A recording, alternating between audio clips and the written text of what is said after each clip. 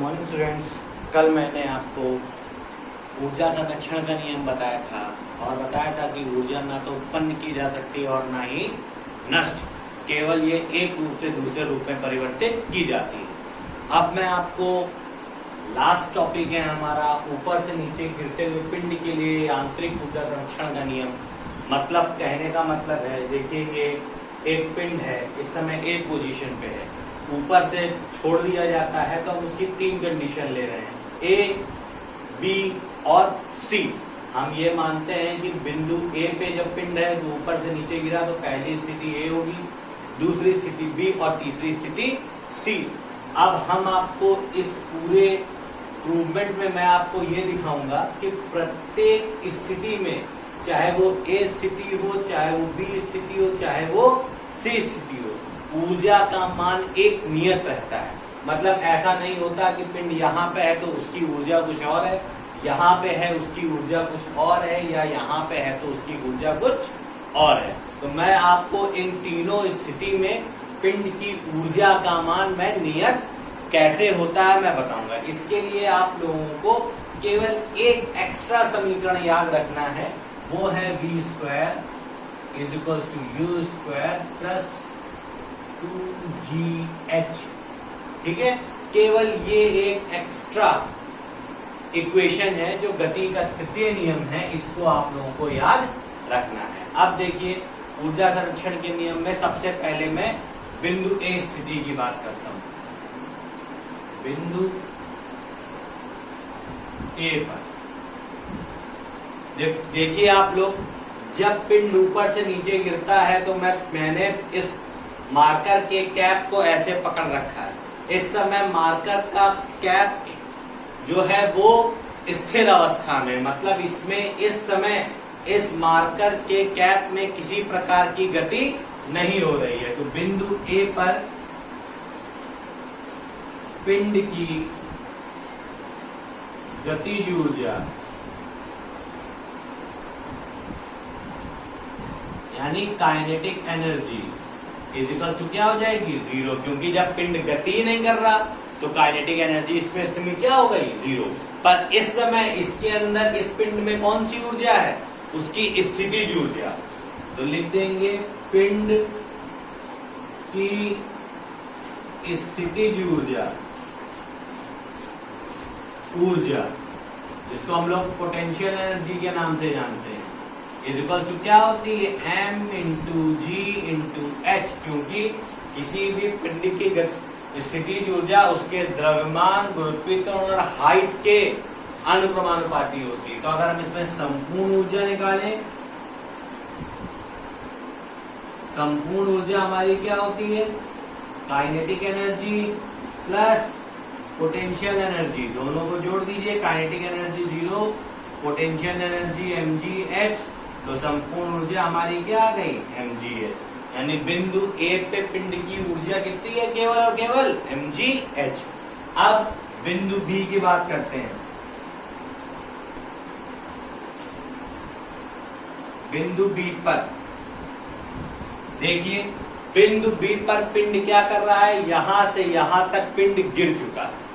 इस स्थिति में पिंड के अंदर गतिज ऊर्जा भी है और स्थितिज ऊर्जा भी है, दोनों ऊर्जाएं। क्योंकि हमेशा याद रखिए ऊर्जा एक रूप से दूसरे रूप में परिवर्तित होती रहती है। तो सबसे पहले हम पिंड यहां से यहां तक गिर चुका है तो इसकी सबसे पहले गतिज ऊर्जा निकाल लें। बिंदु ए पर बी पर पिंड की, बिंदु बी पर पिंड की गतिज ऊर्जा, गतिज ऊर्जा का फॉर्मूला क्या होता है, हाफ m v स्क्वायर। अब हमें यहाँ पे वेग नहीं पता है, m तो पता है पर वेग नहीं पता है। वेग निकालने के लिए हम लोग गति का फिर से तृतीय समीकरण इस्तेमाल करेंगे, क्या, v स्क्वायर बराबर u square plus 2g। h क्या होता है, यहाँ पे तय की गई दूरी यानी ऊंचाई। तो यहाँ पे तय की गई दूरी पिंड की कितनी है, x, यानी पिंड बिंदु ए से बिंदु बी तक आने में कितनी दूरी तय करता है, x। तो ये हमारी क्या आ गई x। अब एक चीज और याद रखिए, u हमारा 0 है क्योंकि पिंड स्थिर अवस्था में था, तो क्योंकि पिंड ने विरामावस्था से चलना प्रारंभ किया है, तो ये आ गया हमारा 0 प्लस 2g x, तो v स्क्वायर बराबर क्या आ गया 2g x। अब v स्क्वायर का मान इस समीकरण में रख दीजिए, तो क्या हो जाएगा, ऊर्जा पिंड की गतिज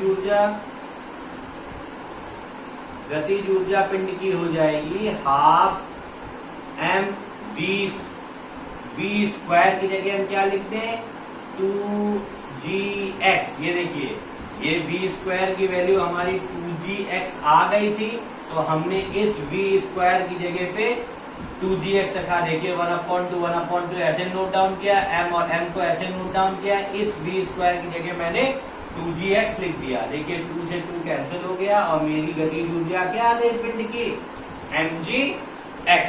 इतने में कोई प्रॉब्लम तो नहीं बच्चों? ठीक है, अब आगे देखिए, अब हम पिंड की स्थितिज ऊर्जा निकाल रहे हैं। पिंड की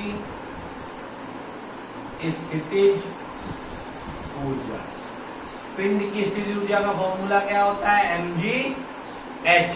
ठीक, अब याद रखिए m मैंने ऐसे रखा, g मैंने ऐसे रखा, h किसी भी वस्तु या व्यक्ति की ऊंचाई हमेशा नीचे से ऊपर की ओर मापी जाती है। पिंड बिंदु A से बिंदु B पे पहुंच गया है, इसलिए इसकी ऊंचाई हमको ऊपर से नहीं बल्कि नीचे से ऊपर तक की नापी जाएगी। तो नीचे से ऊपर तक की अगर इसकी ऊंचाई हम लोग देखें तो याद रखिए ये पूरी ऊंचाई h है, इतनी x है, तो ये कितनी हो गई h माइनस x। तो बिंदु B तक पहुंचने के बाद पिंड को कितनी ऊंचाई और तय करनी है h माइनस x। तो यहाँ पे हम mgh की जगह ब्रैकेट लगा के क्या लिख दे h माइनस x। अब मल्टीप्लाई कर दीजिए, mgh माइनस mgx आ गया। देखिए पिंड की स्थितिज ऊर्जा पता हो गई, पिंड की गतिज ऊर्जा पता हो गई। अब संपूर्ण ऊर्जा निकाल लीजिए। संपूर्ण ऊर्जा पिंड की क्या होती है, वही गतिज ऊर्जा प्लस स्थितिज ऊर्जा। गतिज ऊर्जा हमारी कितनी निकल के आई है mgx, स्थितिज ऊर्जा हमारी कितनी निकली है mgh माइनस mgx। mgx से mgx कैंसिल, तो ऊर्जा कितनी आ गई केवल और केवल हमारी mgh। देखिए बिंदु A पे भी ऊर्जा mgh थी और बिंदु B पे भी ऊर्जा हमारी क्या है mgh है। अब देखिए दो स्थितियों पे तो हमने ऊर्जा का मान नियत दिखा दिया, अब केवल और केवल हमारे पास एक स्थिति रह गई बिंदु C। अब देखिए बिंदु C की स्थिति कब है, बिंदु C की स्थिति तब है जब पिंड पृथ्वी से, यानी इस सतह से, ये जो हमने पॉलिश वाली सतह रखी है, इस सतह से पिंड टकराने वाला है। तो हम लिखेंगे बिंदु C पर पिंड की गतिज ऊर्जा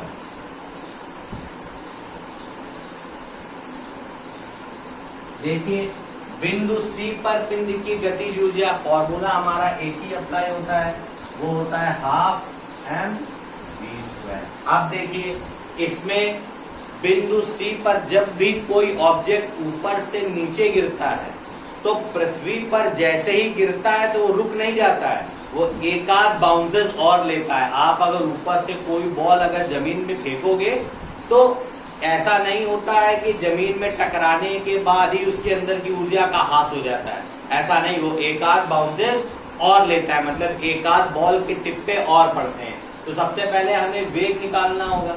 वेग कैसे निकलेगा, वेग निकालने के लिए हमने केवल और केवल एक ही फॉर्मूला बता रखा है आपको, क्या अप्लाई करिए v² बराबर u² प्लस 2gh।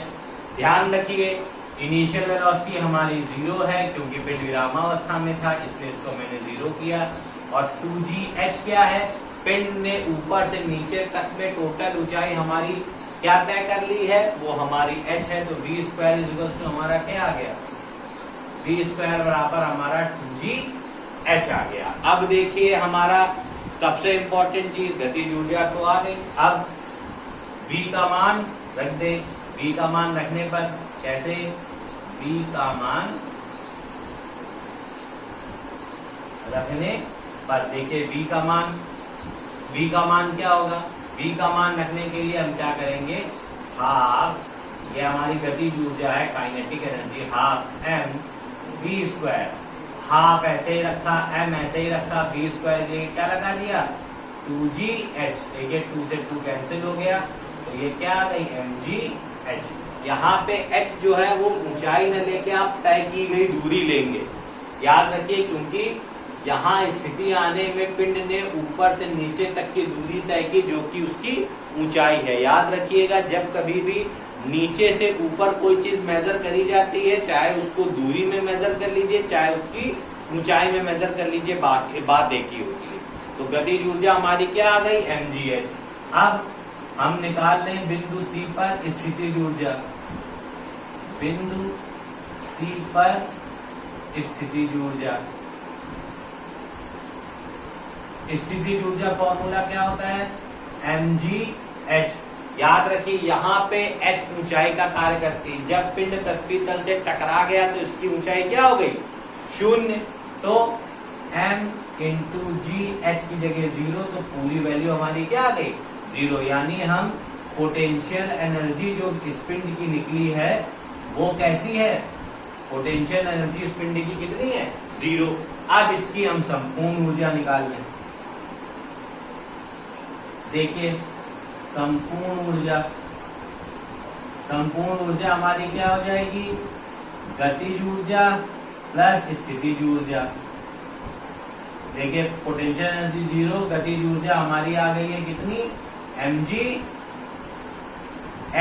इन दोनों को ऐड किया तो वैल्यू हमारी क्या आई mgh। देखिए प्रत्येक स्थिति में, चाहे स्थिति कोई भी हो, ऊर्जा का मान सदैव कैसा रहा है नियत। तो इससे चाहे ए स्थिति हो, ए स्थिति में भी ऊर्जा कितनी रही है mgh, स्थिति बी हो, बी स्थिति में भी ऊर्जा का मान हमारा कितना रहा है mgh, और स्थिति सी में भी हमारी ऊर्जा का मान mgh रहा है। इससे सिद्ध होता है कि कोई भी ऊर्जा किसी भी पिंड की हो प्रत्येक स्थिति में समान रहती है। इसी को यांत्रिक ऊर्जा संरक्षण का नियम कहा जाता है कि पिंड की अगर स्थिति बदले तो उसकी ऊर्जा में कोई परिवर्तन नहीं होता। तो इसको आप लोग याद रखिएगा, ये इम्प्रूवमेंट है, थोड़ा सा एक लेवल अप है। इसको ध्यान से हमने इसलिए समझाया था आप लोगों को मेन, कि आप लोगों को पता चले कि ऊर्जा संरक्षण का नियम है क्या, पिंड में ऊर्जा किस तरीके से चेंज होती है या किस तरीके से नियत रहती है पिंड की। क्योंकि हमने पहले भी बताया था कि किसी भी वस्तु या व्यक्ति की कार्य करने की क्षमता को ही उसकी ऊर्जा कहते हैं। जब कोई पिंड ऊपर से नीचे मैंने गिराया था तो पिंड वही था, इस पिंड के अंदर जो इसकी कार्य करने की क्षमता होगी वही उसकी ऊर्जा होगी, चाहे वो कार्य उससे किसी भी बिंदु पर लिया जाए। तो मैंने हर बिंदु पे ऊर्जा का मान आपको नियत दिखा दिया है। तो यही आज आपका प्रूवमेंट है, इसको अच्छी तरीके से समझिएगा और तैयार करिएगा। Thank you and have a nice day.